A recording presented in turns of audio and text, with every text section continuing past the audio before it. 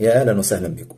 من الحاجات المهمة اللي محتاجين نحط طاقة فيها الفترة ديت هي فكرة إنك تظل مستمر بتدرج، بتوازن، برحمة نحو ما تريد.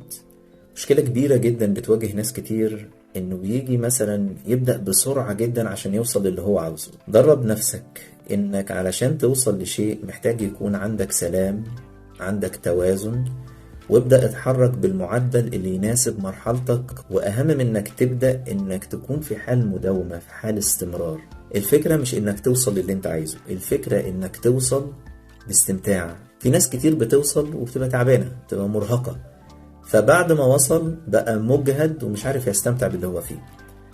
ابدأ بالخطوة اللي في ايدك، ابدأ بالسهل، ابدأ بالمتاح، ابدأ بالبسيط، واستمر بمداومة وتدرج بالريت اللي يناسب مرحلتك، وتوصل ان شاء الله بالسلامة وبكامل استمتاعك. يومكم جميل.